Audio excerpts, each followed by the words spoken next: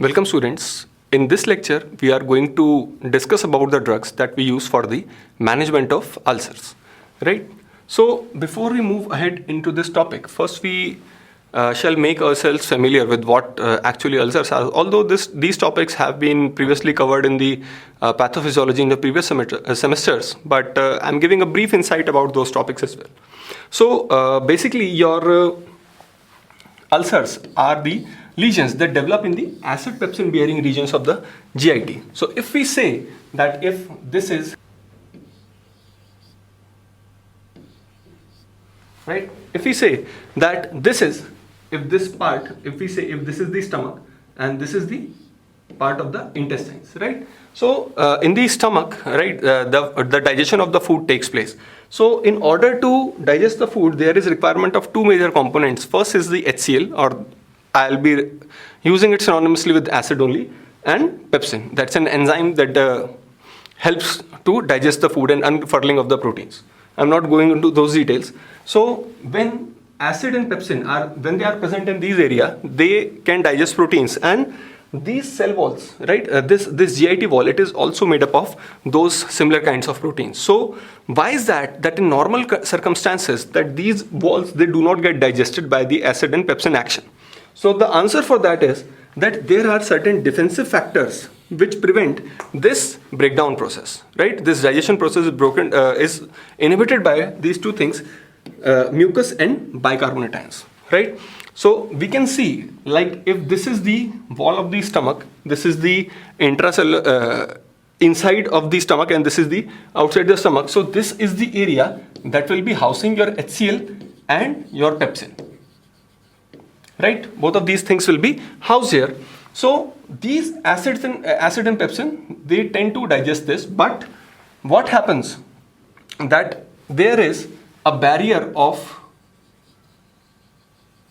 mucus and bicarbonate. So what happens that mucus acts as a barrier to HCl and pepsin to come in direct contact with the cells, as well as this bicarbonate, it keeps on neutralizing the acid, right? It keeps on neutralizing the acid. So this is how there is a constant war going on between the aggressive and the defensive factors.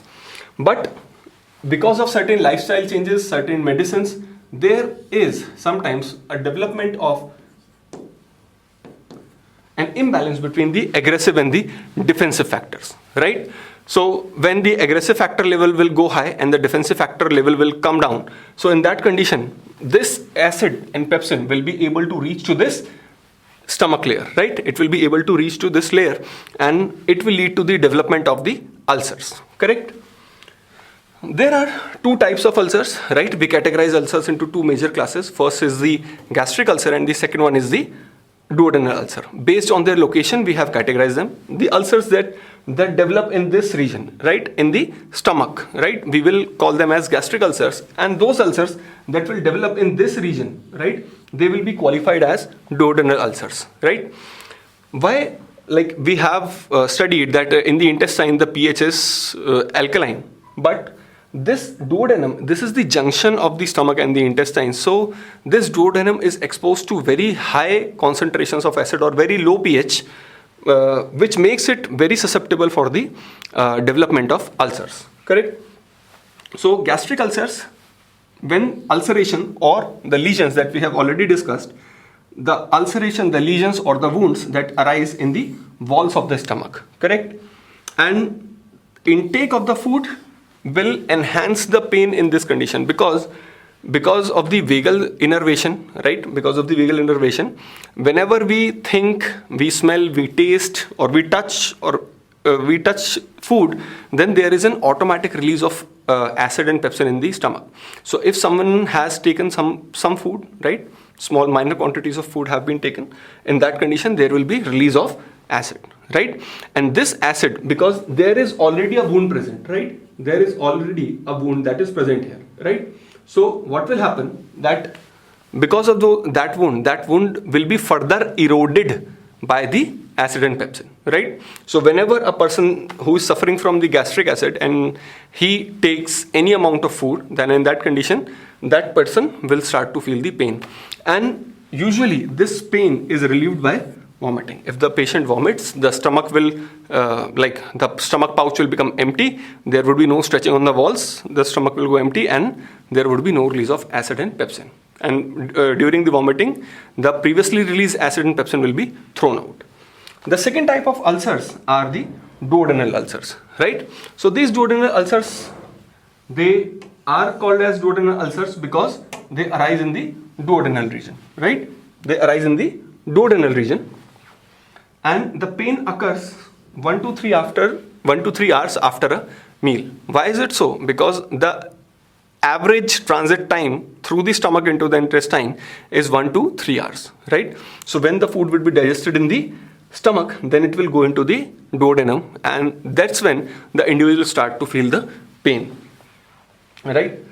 And this pain may awaken the patient from sleep, right? For example, a subject that we are talking about, he has taken some food and he has gone to sleep, but the stomach is continuously working. So after 1 or 2 hours, when the food will reach into the duodenum, then there are ulcers. Then again same thing will happen. Then there will be burning sensation or the pain in the duodenal region, and the patient may arise from sleep, right? And the pain is relieved by food, antacids, or by vomiting, right? Antacids are those drugs that neutralize the acid. They do not inhibit the release of acid, but what they do, they neutralize the acid. So basically these are alkaline agents. These are bases. One more very prominent reason for development of gastric ulcers is H. pylori, Helicobacter pylori. This is a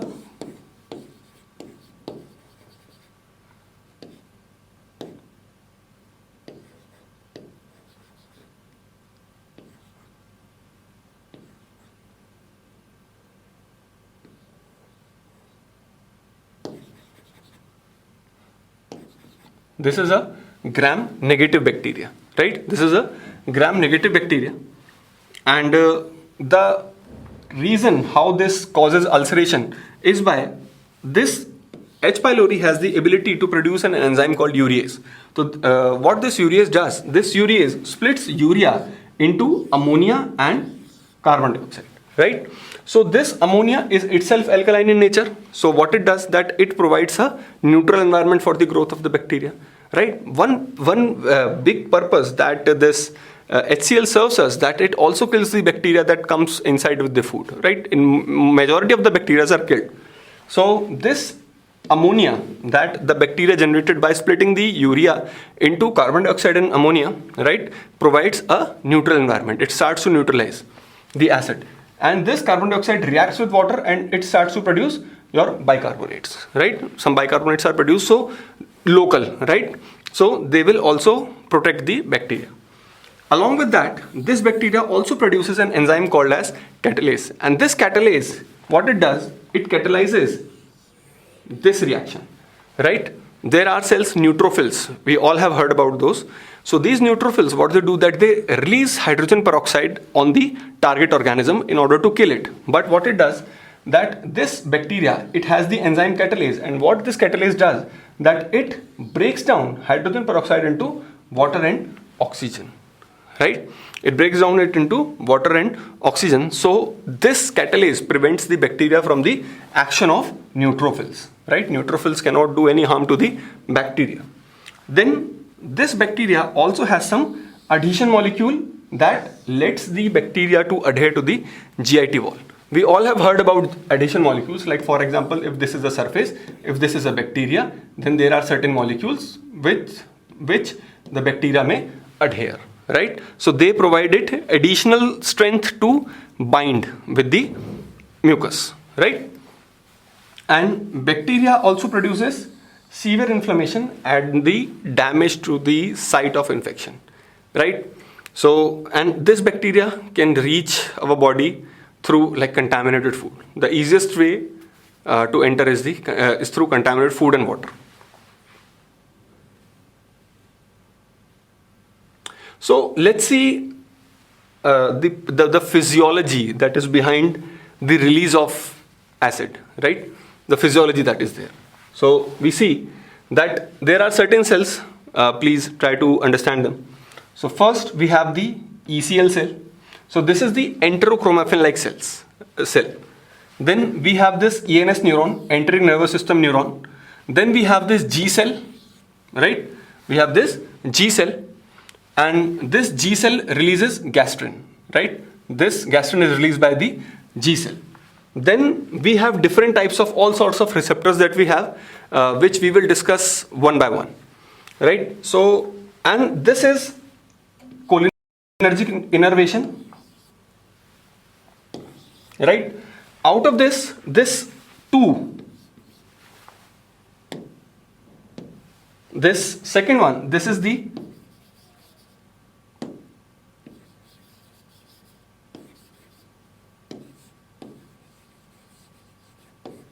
vagus, and this is the postganglionic. This is also postganglionic innervation, but this one is that is giving its signals to the ENS, enteric nervous system. This is the vagal neuron, right? So what happens, like we have eaten food, we are thinking about food, right? We are watching food, we are touching food, anything we are doing with food, that will lead to the stimulation of the autonomic nervous system. ANS will get stimulated, and under the influence of parasympathetic nervous system, the vagal stimulation will lead to the release of acetylcholine. Now this acetylcholine will stimulate this M1 receptor, right? This M1 receptor is a muscarinic receptor. This will be stimulated, and this stimulation will lead to generation of EPSP at this point, right? There will be generation of EPSP, excitatory postsynaptic potential. So this will send signal down this neuron, and there will be release of acetylcholine at this point, right? Acetylcholine will be released at this point. Now this acetylcholine will again bind to M1 receptor that is located on the ECL cell, right? Enterochromaffin-like cell. Now it will be binding here. Now binding of this M1 receptor, acetylcholine with M1 receptor will trigger certain changes inside the cell, and that will lead to the release of histamine, right? Histamine we all know. And now this histamine will be released from this ECL cell. Now I will come here in some time. Other thing is that this vagal stimulation also leads to the release of gastrin releasing peptide, GRP, and it will bind to its receptor, BB2 receptor. It binds, and this leads to release of gastrin from these G cells, right? There will be release of gastrin from these G cells, and now this released gastrin, it will bind to its receptor that is located on the ECL cell. Enterochromaffin-like cells are not only having the receptor for acetylcholine to release histamine, but it is also having receptors for gastrin, which will bind with CC, cholecystokinin, and this will also lead to the events that will allow the release of histamine here. Along with this gastrin receptors are also present on the parietal cells, and we know that parietal cells are those cells that release the acid, right? These are the cells that release the acid. So this gastrin will bind to CCK2, cholecystokinin, and it will trigger certain cellular events that will lead to release of the acid, which we will discuss now. Besides this, there is postganglionic stimulation. So this postganglionic stimulation will also lead to acetylcholine, right? And these are basically your intramural. These are your intramural, which means in the muscles, right? In the layers. So these are your intramural receptors. So these are your M3 receptors. So this will be stimulated by the acetylcholine that is released from the postganglionic neurons, correct? And now this M3 receptor will also trigger certain events like calcium dependent pathway. They will be triggered, and as a result there will be release of acid. One more thing that we can see here, that C20 eicosanoids. So there is synthesis of PGE2 and PGI2, right? PGE2 and PGI2. So we have already studied about the autocoids. So there we are having our EP3 receptors, right? These EP3 receptors are prostanoid receptors on which your prostaglandins act, correct? So what is happening, that these prostaglandins or prostacyclins, when they bind to this EP3 receptors, so what it is doing, that it is inhibiting this cyclic AMP pathway, correct? It is inhibiting this cyclic AMP pathway, adenylate cyclase G protein couple receptor, you may recall. So now this will stimulate this, inhibit this adenyl cyclase pathway, and it will inhibit this acid release, right? See, and below, these are the superficial epithelial cells. These are those cells that release the defensive factors. We had discussed that there are two things. One is the aggressive factor and the second one is the defensive factor. So these are the aggressive factors. This is acid is being released. This is the aggressive factor, and this is the defensive factor where we are releasing mucus and bicarbonate ions, right? So similarly, this release of acetylcholine will stimulate these M1 receptors, and now they will stimulate cellular events, and there will be release of mucus and bicarbonate ions, which will offer cytoprotection to the cells, correct? And this would be the area that would be filled with acid and pepsin, right? And the pH of gastric lumen is around 1.5 to 2. So this is highly acidic. So we have reached here. So like stimulation of M3 receptors, cholecystokinin receptors and H2 receptors by histamine released from the ECL cell, it will lead to stimulation of cyclic AMP pathway, right? Stimulation of cyclic AMP pathway, and this in turn will stimulate your hydrogen potassium ATPase pump, right? This is a hydrogen potassium ATPase pump. What it does, that it releases H plus ions into the lumen, and here we have this transporter for chloride, which will be releasing this chloride into the system, right?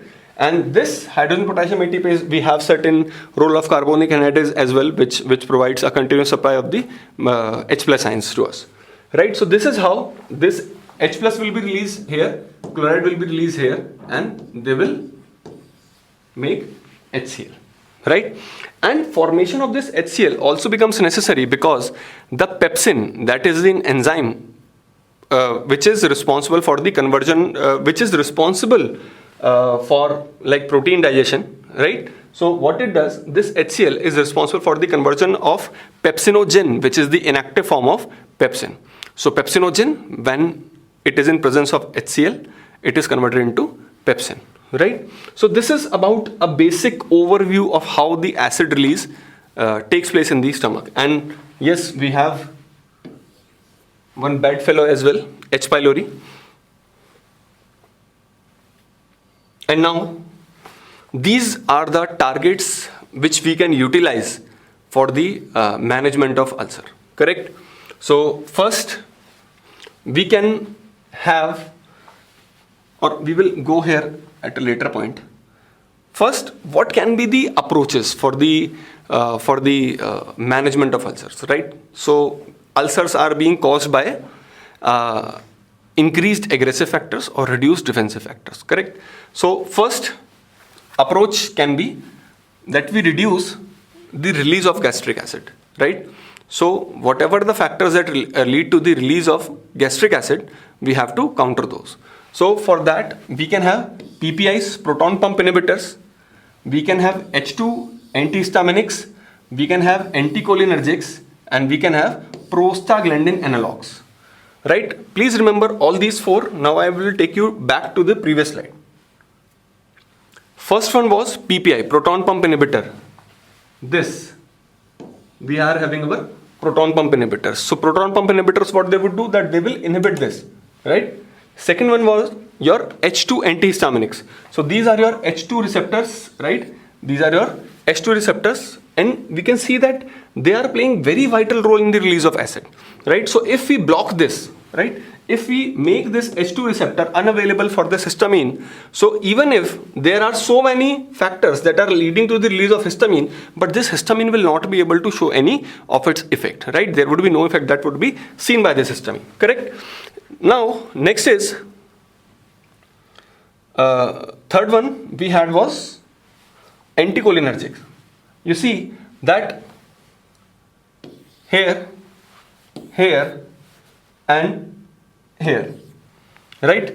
We can use anticholinergics in order to block these receptors, right? If we block these receptors, then all these things will not happen. right? There would be no release of histamine, there would be no direct stimulation by the acetylcholine. So in that condition, we can also get benefit from these. But the problem is that we do not get, right?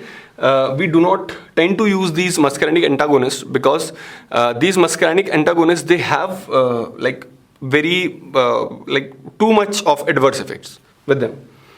And then we have the PG analogs, right? We said prostaglandin analogs. So we see that these are your prostaglandins. So what these prostaglandins were doing, that these prostaglandins were reducing the acid release and they were promoting the mucus release. So in order like they were reducing the or they were offering a cytoprotective effect, right? They were giving us a cytoprotective effect.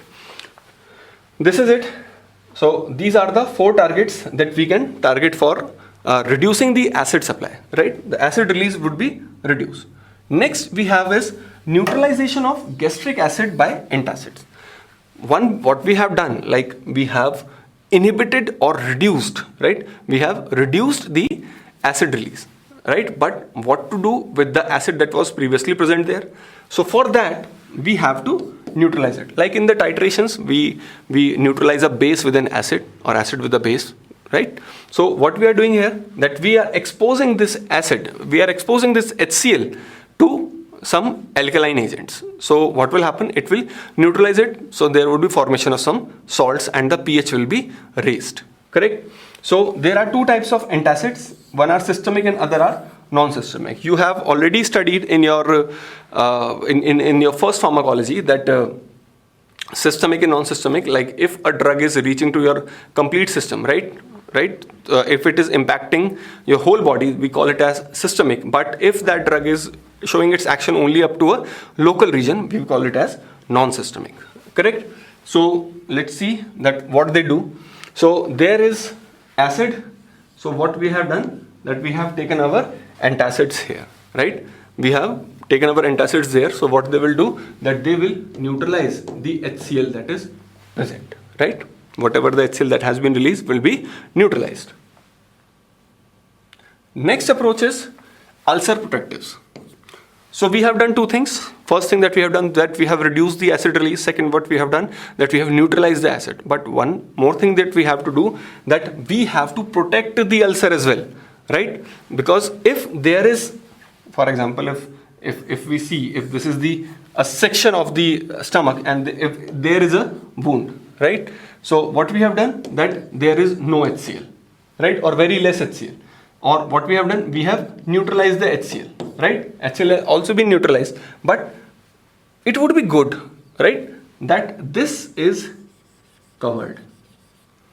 Because even if we get injured, we tend to cover it with a bandage, right? So this is a kind of a bandage or a covering that covers the ulcer, correct? So for that we have ulcer protectives. So there are 2 drugs, sucralfate and colloidal bismuth subcitrate. And then we have the anti-H. pylori drugs. Because if H. pylori bacteria is present in your GIT mucosa, then whatever treatments you keep on giving, but there is no version that this H. pylori will let the ulcer heal. This will not let that happen. So for that we have antibiotics, amoxicillin, clarithromycin, metronidazole, tindazole and tetracycline. So these are the antibiotics that are used. So we can see, like for killing this H. pylori, we can use these antibiotics, and other were the ulcer protectives, right? We had the ulcer protectives. So sucralfate, carbinolone, we can use these drugs.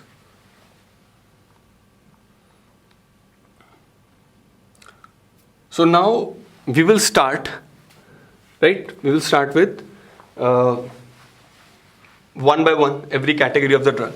So the first is that we have is the proton pump inhibitors, right? So proton pump inhibitors is inhibitor is your hydrogen potassium ATPase. We have just seen it that it keeps on pumping the protons or H plus ions directly into the lumen where it gets converted into the acid.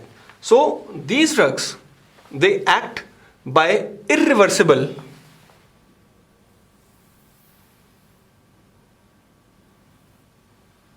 right? These drugs, they act by irreversible inhibition of proton pumps responsible for acid release in a parietal cell, correct?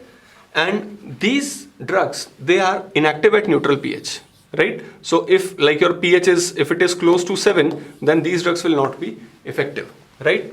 And when these drugs are given, or when they are exposed to like a pH less than 5, what they do, that they change their structure and they rearrange like sulfonamide and sulfonic acid, right? So these drugs get converted into these two cationic forms, sulfonic acid and sulfonamide, and then the product that is formed, it acts as an enzyme inhibitor complex, and it binds covalently to the SH groups of the hydrogen potassium ATPase. So what happens with that? What happens with that is, like when it binds with the SH group of the enzyme, it binds covalently. So when till the time no new enzyme has been synthesized, right? The new enzyme has not been synthesized. Till then, no acid will be released. So these drugs will show their actions for a very longer duration of time.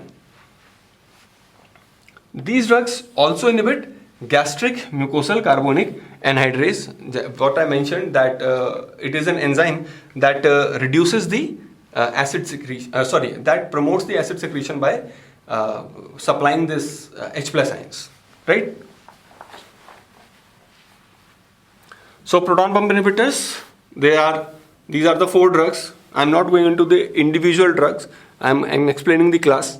So we have omeprazole, lansoprazole, rabeprazole, pantoprazole, right? So these are the drugs that we use.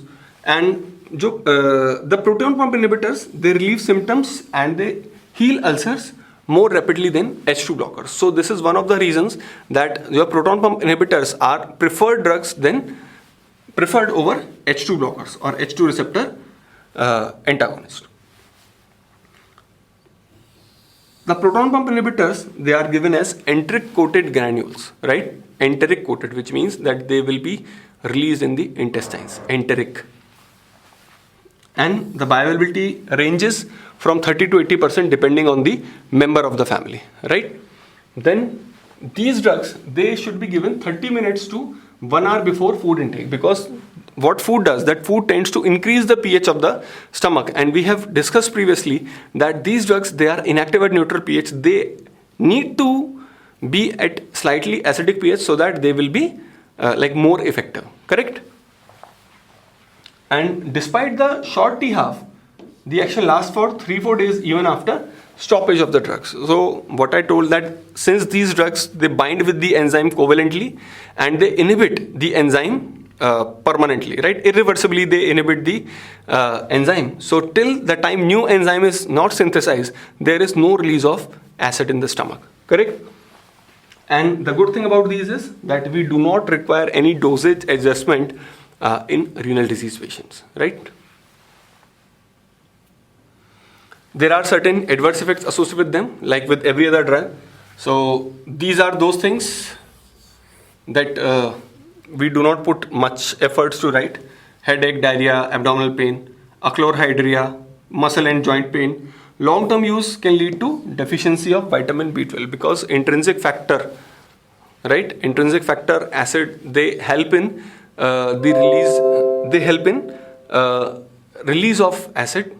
In absorption of vitamin B12, correct? So if for a very long duration of time if someone is taking these drugs, then there will be less acid and vitamin B12 will not be efficiently absorbed. And it also increases the risk of hip fractures, right? And the therapeutic uses for these drugs, in what conditions we can use them? Like in GERD, gastroesophageal reflux disease, in which the acid keeps on regurgitating into the esophagus. Peptic ulcers, it is effective both in gastric as well as in duodenal ulcers. Bleeding peptic ulcers, Zollinger-Ellison syndrome, which is a part of the IBS, inflammatory bowel disease. Prevention of recurrence of NSAID associated gastric ulcers, right? These NSAIDs, right, non-steroidal anti-inflammatory drugs, aspirin, paracetamol, they also have a tendency of developing ulcers, right? How? Because we have seen in the previous slides that these prostaglandins, they have a cytoprotective effect, correct? But what these NSAIDs do, these NSAIDs, they inhibit the production of these prostaglandins. So what happens that this non-selective inhibition of prostaglandins leads to the inhibition of this mucus and bicarbonate secretion, and that can lead to development of ulcers, right? And reducing the risk of duodenal ulcers recurrence with H. pylori infections, correct? And yes, they are also useful in preventing aspiration pneumonia. Like if someone is unconscious, right, or bedridden patient, then what happens, like if they are bedridden, they are unconscious, so they can there can be movement of acid from their stomach into their esophagus in their mouth. So there are chances that that acid may go into their lungs as well, right? If that goes into their lungs, then that condition is called as aspiration pneumonia, and that can permanently damage the lungs. Now the next class of the drugs that we have is the H2 blockers. So H2 receptor blockers, right? The H2 receptor blockers. So we are having the drugs cimetidine, ranitidine, famotidine, nizatidine, right? So their mechanism of action, we have already seen that these drugs, what they do, that they competitively, please remember this, that they competitively and reversibly, not irreversibly, they reversibly block the H2 receptors present on the parietal cells, right? They are blocking the H2 receptors on the parietal cells. So if we remember, or if we try to recall it, right, this was the parietal cell that was releasing HCl, and this was the ECL, enterochromaffin like cell. This was releasing your histamine, and there we were having our H2 receptors, right? We had H2 receptors, so this histamine was binding onto this H2 receptor, and then this H2 receptor was leading to the release of this HCl, correct? Their kinetics, if we talk about their kinetics, so they have good oral absorption and they are given before meals, right? They are also, because our objective is to reduce the acid secretion, correct? Famotidine is the most potent drug and exposed to first pass metabolism, except nizatidine that has approximately 100% bioavailability, not exactly 100%, but approximately, which means this drug is very much bioavailable, right? The duration of action is 4 to 12 hours, unlike the proton pump inhibitors, they were having their actions up to 72 hours.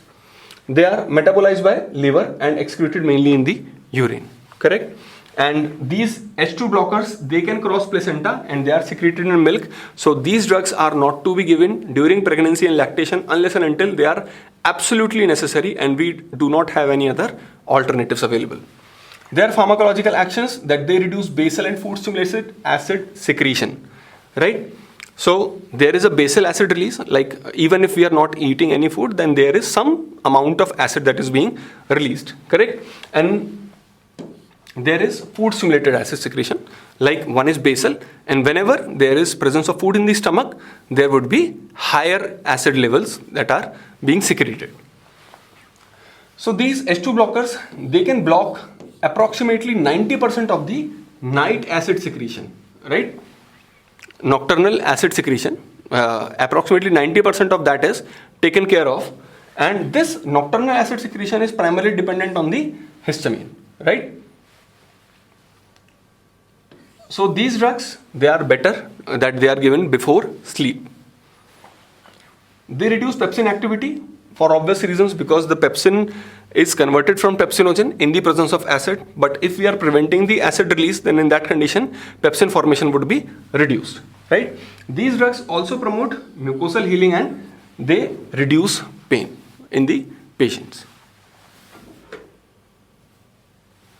Then what are the uses? They can be used in GERD, gastroesophageal reflux disease, acute ulcer healing in moderate cases, right?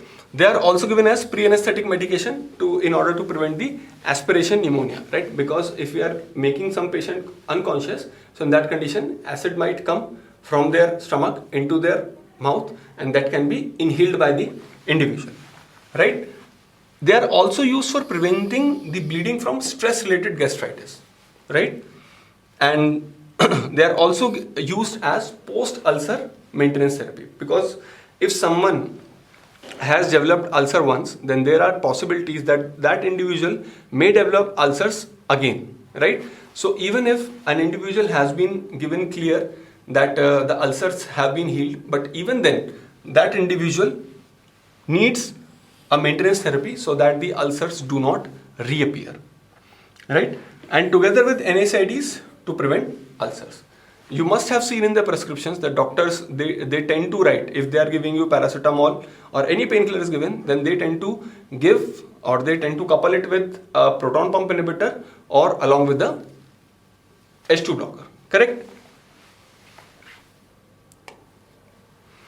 There are certain adverse effects also associated. So the adverse effects of H2 blockers, primarily the main culprit in this family is cimetidine, right? Cimetidine has the most associated adverse effects in comparison to the other members of the family. So we can have GIT disturbances characterized by nausea and vomiting, CNS effects, headache, confusion, and in elderly patient, we can observe hepatic and renal dysfunction, and the dose of these H2 blockers needs to be monitored when given in this population. It can cause bradycardia and hypotension if it is given via rapid IV injection, IV route. It causes cytochrome P450 inhibitor, so this is an enzyme inhibitor, cimetidine, and all those drugs that are metabolized by these cytochrome P450 enzymes, their metabolism is also inhibited. We can see that this cimetidine inhibits the P450 enzymes in the liver, and it impacts the metabolism of warfarin, diazepam, phenytoin, quinidine, carbamazepine, theophylline, imipramine. So all these drugs concentration will be increased in the plasma, and they may reach to the toxic levels as well, right? And there are certain endocrine effects as well, but they are only seen with cimetidine. So first we have is galactorrhea, right? Hyperprolactinemia, the secretion of prolactin will be enhanced. Then anti-androgenic actions. So androgens are basically the male sex hormones. So their actions will also be countered by this cimetidine, right? So in males, this can lead to development of impotence, right? This can also lead to development of impotence because the testosterone, right? The testosterone will not be converted into dihydrotestosterone, which is the active form of testosterone, right? And precautions while using these H2 blockers: dose reduction of H2 blockers in severe renal or hepatic failure and elderly, which I just mentioned here, that if we are using these H2 blockers in elderly patients or in patients that have previously compromised renal and hepatic functions, then the dose, it needs to be adjusted or closely monitored. Next we have the muscarinic antagonist, right? But I'm not going into the details of these muscarinic antagonists because they are not used much because of their too much adverse effects, right? They produce atropine-like effects, so they will cause dry mouth, right? They will cause dry mouth. They will cause blurred vision, right? The vision will be blurred. The individual will not be able to see clearly. So in that condition, these drugs are not much used. But still, I'll tell you a few things about them. That they block the actions of acetylcholine by blocking the muscarinic receptors. So we had M1 and M3 receptors involved there, right? So these receptors are blocked and the acid release is reduced, right? So there are two major drugs, pyrazine and telanzapine, right? So these drugs reduce meal-stimulated HCl secretion by reversible blockade of the muscarinic receptors, correct? So what I told, that whenever there is food present in the body, right, in the stomach, then for that there will be release of acid. So what these drugs are doing, that they are inhibiting the acetylcholine release. As a result, there would be no release of HCl, correct? And what I just mentioned, that these drugs are unpopular because of their adverse effects, correct? Then we have the prostaglandin analogs. These drugs are not extensively used because we have other better alternatives like H2 blockers as well as your proton pump inhibitors. Along with that, these drugs, their cytoprotective action is not very well understood, and in pregnant women, these drugs can lead to abortion. So these drugs are to be used very cautiously. So these are prostaglandin analogs. So they behave like prostaglandins. What they do, they reduce acid secretion. We have seen already. They increase protective measures, like they increase the mucus and bicarbonate secretion. Along with that, they also increase the mucosal blood flow, correct? And they are to be taken 3 to 4 times in a day, and they are given orally. And they are very effective in NSAIDs induced peptic ulcer, because these NSAIDs, they tend to inhibit the cyclooxygenase enzyme, which is responsible for the synthesis of your prostaglandins, correct? The adverse effects are abdominal cramps, diarrhea can be precipitated, uterine contractions, right? Uterine contractions can be there. So during pregnancy, they are to be used very cautiously, or not cautiously, they are contraindicated in pregnancy because they can cause abortion, right? Uterine contractions will be there, it will expel the fetus. Abortion, it can cause exacerbation of IBD. The inflammatory bowel diseases, they can be, their intensity can be enhanced, right? So these drugs are contraindicated in inflammatory bowel disease, IBD, as well as in pregnancy, correct? So these were the drugs that we were using in order to reduce the acid secretion, right? Now we will move to the other class of the drugs for neutralizing the acid. So for neutralizing the acids, we have antacids. Antacids are the antacids. So these are weak bases that neutralize the acid that is present in the stomach, and they also inhibit formation of pepsin. And the reason for that is that this pepsinogen is converted into pepsin in the presence of acid, right? And for this evaluating the effectiveness of an antacid, we measure the ANC, or the acid neutralizing capacity. See, let's not complicate this. Acid neutralizing capacity means that how much of acid can be neutralized by a fixed amount of the antacid in a particular time. Right? This is called as the acid neutralizing capacity. So some agents will have higher acid neutralizing capacity, some will have lower acid neutralizing capacity. This is it. So this is expressed in the number of milliequivalents of one normal HCl that are brought down to pH 3.5 in 15 minutes by 1 unit dose, and 1 unit dose is 1 gram. So how many milliequivalents of one normal HCl will be neutralized, and the pH will come to 3.5, because one normal HCl will have pH around 1, right?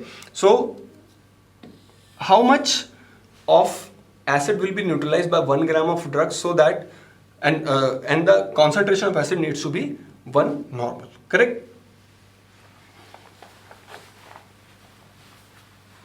So we have two types of antacids. One are your systemic antacids and the other are your non-systemic antacids. So systemic antacids, we have sodium bicarbonate, right? It is a very potent neutralizing agent, and it acts instantaneously, right? It acts instantaneously, that individual takes it and we get immediate relief from acidity. The demerits, that they can cause systemic alkalosis. Because they are absorbed systemically, then there are possibilities, then they can cause systemic alkalosis, right? The pH of whole body will increase, right? Abdominal distension, discomfort and belching, because they release CO2, right? Whenever the sodium bicarbonate reacts with acid, it releases CO2, carbon dioxide. So if we are taking this bicarbonate, sodium bicarbonate, and if it is reaching the stomach and it is releasing the carbon dioxide, then carbon dioxide can expand, and it can cause abdominal distension, or discomfort in the stomach can be observed. They cause rebound acidity. Yes, this is a very important phenomenon that is associated with your antacids, right? See, whenever an individual eats food, the pH of the stomach rises. Why? Because the food is neutral, and when it is getting mixed up with the acids in the stomach, then the food gets the acid gets neutralized. So, and the stomach tends to release more and more acid in response to the neutralization, because there are certain chemoreceptors that will sense the pH of the stomach, right? What is the pH of the stomach? If it is high, then more and more acid will be released. Correct? So when we give these systemic antacids, they increase the stomach pH, and in response to that increased pH of the stomach, then this happens. The stomach starts to release more and more acid. Correct? And this can also cause sodium overload, because sodium bicarbonate, right? More and more sodium will be loaded in the body, and this can be risky for hypertensive patients. Correct? Then we have the non-systemic antacids. They are insoluble and they are very poorly absorbed basic compounds, because if they are well absorbed, they will be absorbed systemically. They will show systemic effects, right? And what they do, that they react in stomach to form corresponding chloride salts, right? What they do, that they react in the stomach and they form salts there. So for non-systemic antacids, first one we have is the magnesium hydroxide. It is also called as milk of magnesia, right? So this has acid neutralizing capacity of 30 milliequivalents. Then we have magnesium trisilicate with acid neutralizing capacity of 10. Then we have aluminum hydroxide, ANC 1 to 2.5. And then we have megaldrate. This is hydrated hydroxy magnesium aluminate.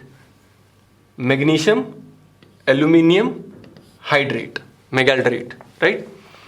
So the duration of action of these non-systemic antacids is approximately 30 minutes when it is taken on an empty stomach, because it reacts rapidly, and their impact can be for up to 2 hours when they are administered along with the meal.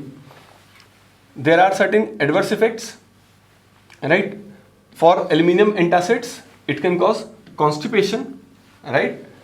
And they can also cause hypophosphatemia and osteomalacia, which means they will ultimately lead to weakening of the bones. Correct? And magnesium antacids, they can cause osmotic diarrhea, right? Magnesium salts, they will have osmotic effect on the intestines, and on the intestine, when there will be osmotic effect, there will be like diarrhea, right? More and more water will be accumulated in the intestine, and it will be expelled as diarrhea. Correct? And in renal failure, aluminum antacids, they are toxic.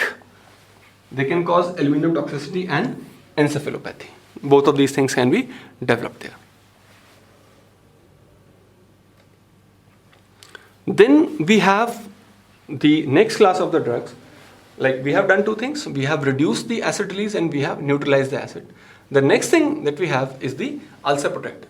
What these drugs are doing, that they are covering the ulcers. So first drug that we have is sucralfate. So this is an aluminum salt of the sulfated sucrose. And what is its mechanism of action? It is pretty simple.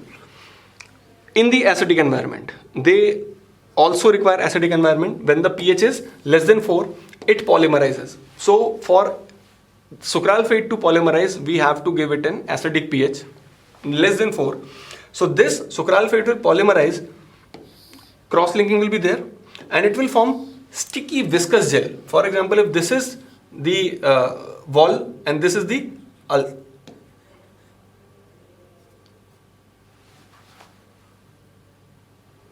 right, and this is the ulcer, this area. So what will happen? Like this sucralfate, what it will do? It will come in contact with the acid and it will form cross links, right? It will form cross links like this, and it will fall on the ulcer, right? It will precipitate on the ulcer. It will adhere to the ulcer crater, and it is more effective on the duodenal ulcers. Correct? This also has an astringent action, and it also acts as a physical barrier. See, astringents are those agents or those substances that can precipitate the proteins. So what happens that when you give someone sucralfate, what it has done, that it has covered the ulcer, Along with that, it is having some actions, astringent actions. So astringents will precipitate the proteins, right? The proteins will be precipitated. So the dietary proteins, the proteins that are present in the diet, they will be precipitated onto this. They will further precipitate onto this, and what it will do? It will act as a physical barrier, right? It will act as a physical barrier. Correct? And concurrent antacids are avoided, because if we give these drugs along with the acid, then these drugs will not be effective, because as I have just mentioned that they require acidic pH in order to get activated, right? If there is no acid, then these drugs will not be activated, so they are never to be given along with acids, right? With antacids, Uses: prophylaxis of stress ulcers, correct? Bile reflex gastritis, and yes, this is also used topically on burns, bed sores, and excoriated skin, like when skin has damage. Dose is 1 gram, 1 hour before 3 major meals, and at bedtime for 4 to 8 weeks. We can use sucralfate, right? EDRs, the regular ones, constipation and hypophosphatemia can be seen. And drug interactions, we see that it absorbs many drugs.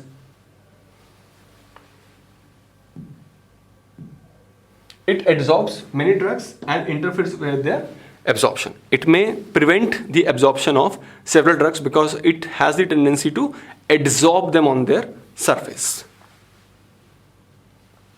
Then we have CBS, or colloidal bismuth substrate. Similar thing, here it is active at pH less than 5. At pH less than 5, it will precipitate, and the potential mechanism of actions are, we are not very clear, we are not very concrete about its mechanism of action, but the potential mechanisms are that CBS and mucus form glycoprotein barrier, which coats the crater, like sucralfate, right? So it is doing like, it is making bonds with glycoproteins, and it is precipitating onto the wounds. It increases secretion of mucus and bicarbonate, right? It increases the secretion of mucus and bicarbonate through stimulation of mucosal PGE production.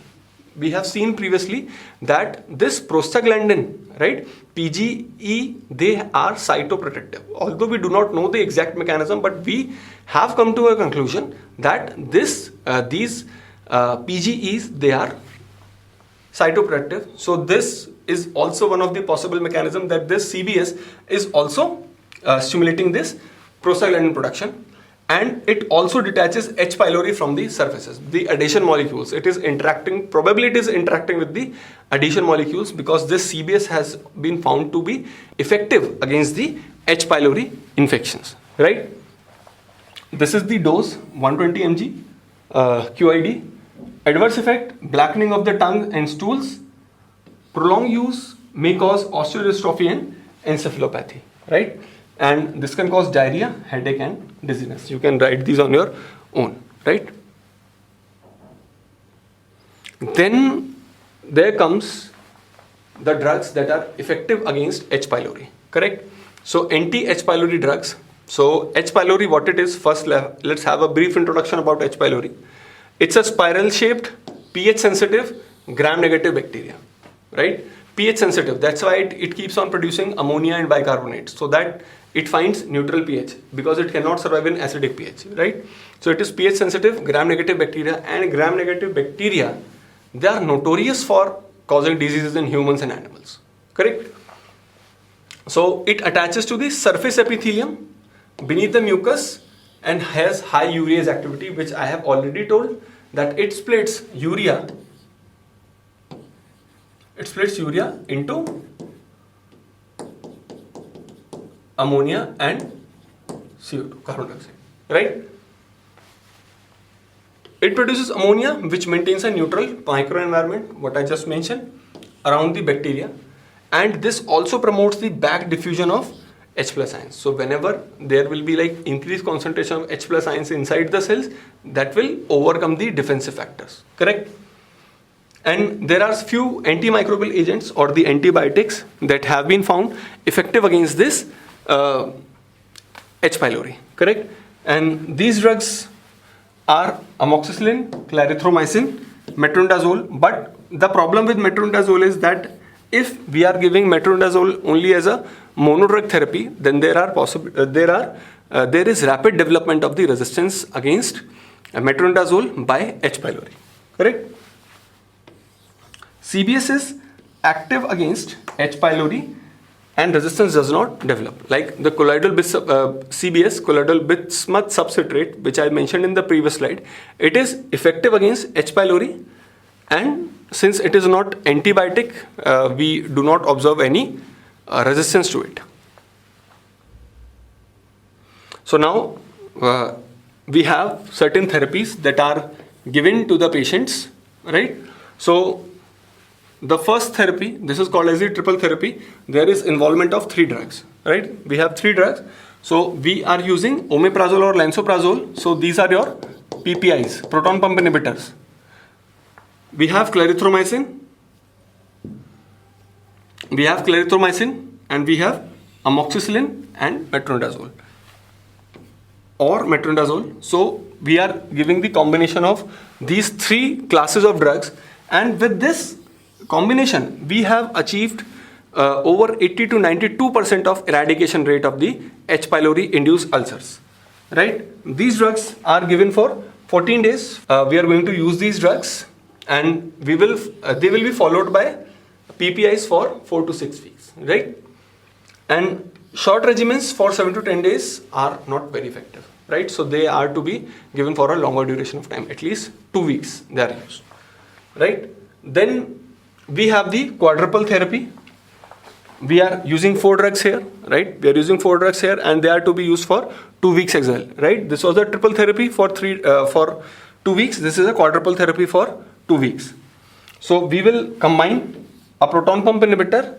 We will have metronidazole. We will have bismuth subsalicylate, and we will have tetracycline, right? So this is the quadruple therapy, and there are other 2-week regimens that are used for countering this. We can use amoxicillin or tinidazole along with omeprazole, a proton pump inhibitor, or lansoprazole twice a day, and we can have clarithromycin. We can have tinidazole. They are added, amoxicillin, lansoprazole twice a day. So these are the drug combinations that we can use for the management of H. pylori induced ulcers. So this is the summary that I have already discussed with you, right? That what are the various targets which we can use for the management of ulcers, correct? And with this, thank you very much.